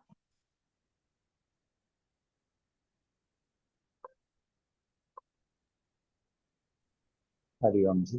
हरिओम। 13वां श्लोक। त्रिभिर्गुणमय भाव त्रिभिर्गुणमय भाव एभि सर्वमिदं जगत् मोहितन्नाभिजानाति मामेभ्य परम वयम। हरिओम। क्या यहाँ मतलब पर हुआ? त्रिगुणों के भाव से मोहित होकर यह संपूर्ण जगत इस गुणों से अतीत अविनाशी मुझे नहीं जानता। जैसे कि त्रिगुणों का अहमता करने से अहमता मिट जाती है। शरीर मानना अहमता है और शरीरी को जानना जो है वो अहम का। यस, तो हमारे को जो है ये शरीर जड़ों मेरा है, ये ममता है, शरीर मेरे लिए, ये अहंकार है। ये दोनों को ही, दोनों भाव से मुक्त होने पर ही आप इस माया से पार करके मुझे जान पाते हैं। बहुत बढ़िया। अब परमात्मा में जैसे शरीर, जैसे एक उदाहरण प्रभु मैं ये समझ रहा हूँ, जैसे गणित के सवाल का हल जो है चाहे कितना भी मुश्किल से मुश्किल हो, वो गणित का व्यापक सॉल्व कर सकता है। ठीक है जी। और ऐसे ही मोक्ष का प्राप्ति कैसे होगी, तो ये भगवान श्री का रास्ता है, तो भगवान श्री इसको बताएंगे। बिल्कुल तो बिल्कुल। जो बिल्कुल जानता है वही बता सकता है। जो जी। जानता है वही बता पाएगा। तो उसकी प्राप्ति कैसे हुई? भगवान के पास है। तो अपने कर्तव्य कर्म को करते हुए, कर्तव्य कर्मों को करते हुए, जो अलग अलग समय समय पर भगवान श्री हमारे को दे, तो पूर्ण श्रद्धा भाव से उसकी भक्ति करें भगवान की। यहाँ पे भक्ति का तात्पर्य है कि उसके दिखाए हुए मार्ग का अनुसरण करना भक्ति है, ना कि खाली भजन कर लेना, ना कि बहुत बढ़िया, खाली बहुत बहुत। इन प्रभु मेरे तीनों को गुणों से मोहित होने के कारण ही आप भगवान को नहीं जानते। तीनों गुण जानते। भगवान के हैं, लेकिन भगवान कह रहे हैं मैं इनमें नहीं हूँ, और फिर आप उनमें मोहित हो जाते हो। तो उस कारण से भगवान कहते हैं मैं निर्लिप्त हूँ इनसे, ये कहते हैं। नीता, आप पढ़ना चाहेंगी 14वां श्लोक? हरिओम। हम्म। दैवी येषा गुणमयी मम माया दुरत्यया मामेव ये प्रपदन्ते मायामेतां तरन्ति ते। बहुत बढ़िया। इसमें प्रभु बता रहे, भगवान बता रहे कि जैसे 3 गुणों में मैं हूँ, लेकिन वो तीनों गुण मुझ में नहीं है। और ये जो गुण, तीनों गुण है, वो उसकी माया को पार करना उससे बहुत कठिन है। तो जो व्यक्ति या भक्त निरंतर मुझ में ही रत रहता है, मुझे ही भजता है और मुझ में ही आस्था रखता है, वो ही माया को पार करके जाएगा। बहुत सुंदर। और इस संसार सागर में वो अपना कार्य आराम से कर पाएगा। बहुत। हरिओम। आइए इस माया को ध्यान करने का प्रयास करें। आराम से बैठ जाएं, शरीर के प्रति सजग हो जाए, चेहरे पे सुंदर सी मुस्कान विराजित करें।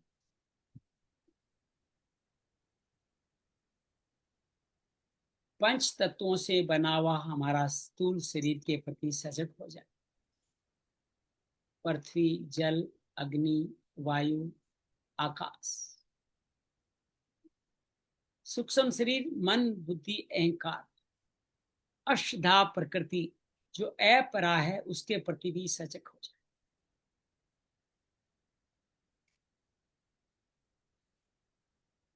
इसी अष्टधा प्रकृति में जब परा अर्थात प्राण शक्ति, भगवान का अंश मिलता है, शरीर ही मिलता है, तो ये अपरा भी सजीव हो जाती है, ये गतिमान हो जाती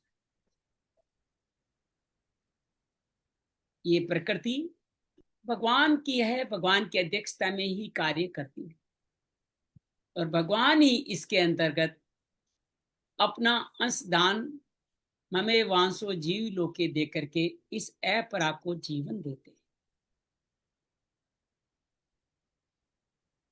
ये जीवन इसलिए मिला है ताकि शरीर से ईश्वर, सबको ईश्वर मानते, सेवा कर्म करे, लेकिन इस शरीर के साथ जुड़े हुए हैं 3 गुण जो भगवान की ही माया है। तमस, रजस, सत्व। नाभि से नीचे का भाव तमस का भाव।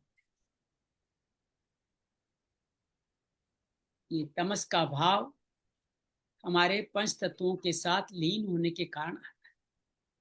जब इसमें लीन होते निषिद्ध कर्म कर सकते, किसी को अपना न मानना, किसी का बुरा करना, किसी के लिए बुरा सोचना, मनसा वाचा कर्मणा, निषिद्ध कर्म तामस कर्म है। रात्रि को हमारा सोना भी तमस के कारण ही हो पाता है।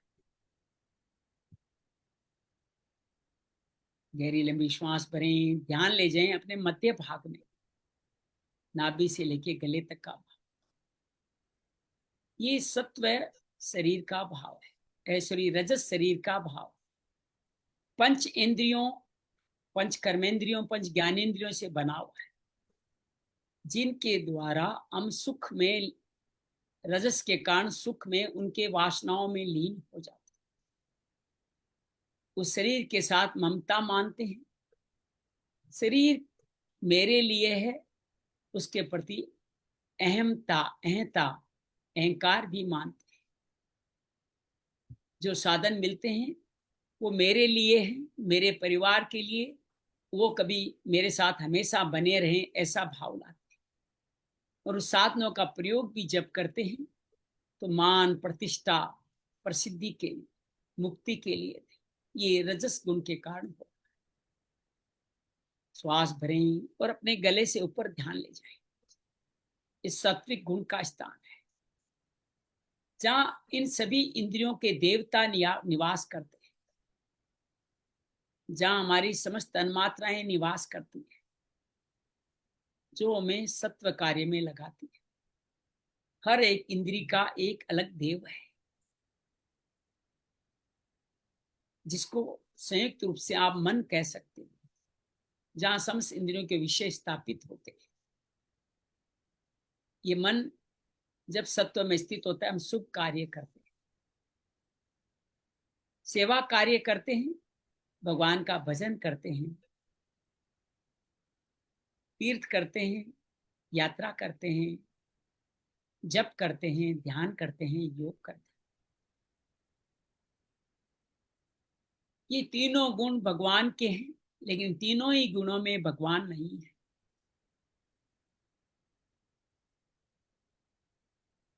भगवान में तीनों गुण नहीं, भगवान इन तीनों गुणों में नहीं, लेकिन भगवान की माया के कारण ही तीनों गुण में। ऐसा भगवान ने क्यों किया? ताकि हम इस परीक्षा में उत्तीर्ण होकर के सब में भगवत दर्शन कर सके, वो धीरे धीरे गुणों से अतीत हो जाए। सबको भगवत दर्शन मानते हुए उनकी सेवा करना। शरीर मेरा नहीं, मैं शरीर के लिए नहीं, शरीर मेरे लिए नहीं, ये मानते हुए शरीर से अलग करके भगवत चरणों में लीन हो जाना, शरणागत हो। भगवान का ही आश्रय ले। भगवान मेरे हैं, भगवान के अधीन हो जाएं। भगवान मेरे मालिक हैं। भगवान का अवलंबन ले। भगवान ये वो सीढ़ी है जिनसे मैं पार पाऊंगा। परपन्नता, जब भी विपरीत समय आए तो भी भगवान का आशीर्वाद मान करके भगवान को ही समर्पित कर दें। सहारा, भगवान का ही सहारा लेकर के भगवान के चरणों में शरणागत हो जाएं। जब ऐसे भगवान के शरणागत हो जाएं, तभी हम भगवान की ये दुरत्तयी माया अर्थात सत्व रजस तमस से पार पा सकते हैं। तीनों ही गुण के अंतर्गत होने वाले कार्य हमें बंधन में बांधने वाले। तमस वाले भगवान 15वें अध्याय में बताएंगे, 14वें अध्याय में।